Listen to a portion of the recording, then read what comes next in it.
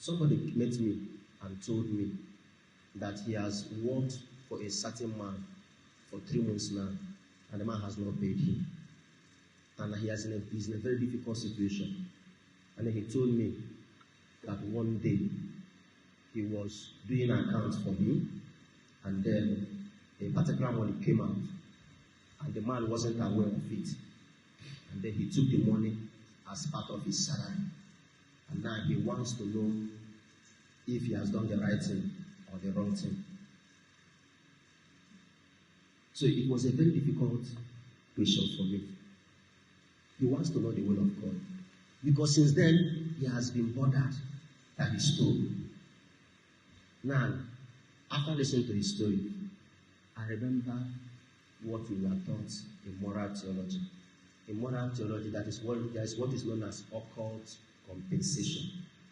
Occult compensation. The idea of occult is something done secretly. Occult, something done secretly. Now, occult compensation in moral theology applies in a situation where somebody is unjustly owed what is rightfully his. What is his by right? And the person holding that thing has the means and what it takes to pay off that, but doesn't want to do it. Now, if that person sees a means to secretly take that which is his or pay himself, it is said that it is not morally wrong. It is called occult compensation.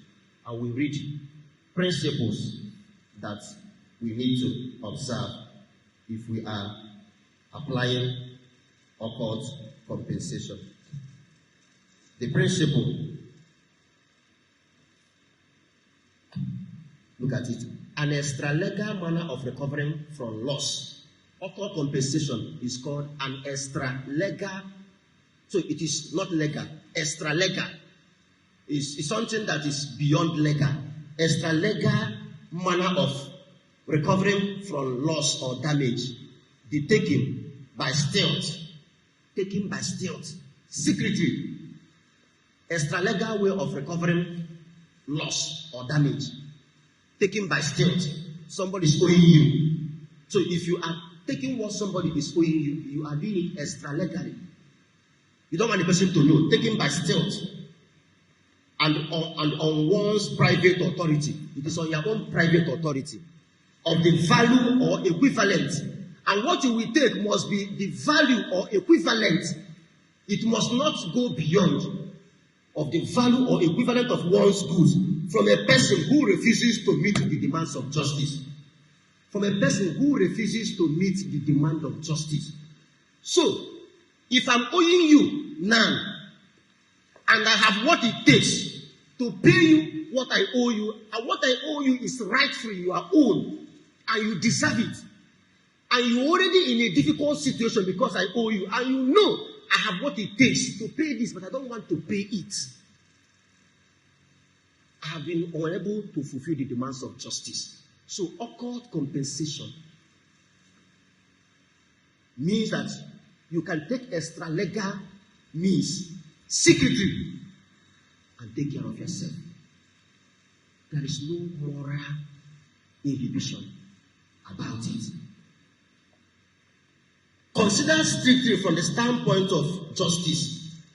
Although this proceeding may have on the surface all the appearance of theft, you may look at it from the surface, it seems like theft.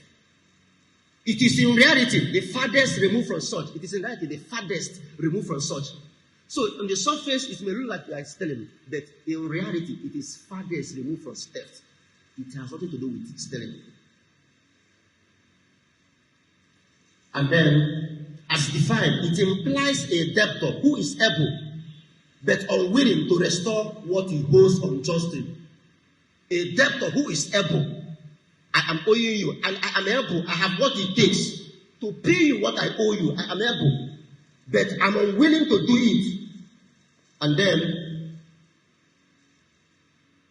so, but unwilling to restore what he owes unjustly, and the creditor who has an opportunity to recover possession of what is his own. So, a situation involves a debtor who is able to pay what he owes, but refuses to pay, and a creditor who has opportunity to recover his debt without the debtor being aware of it. This is where occurred compensation plays out.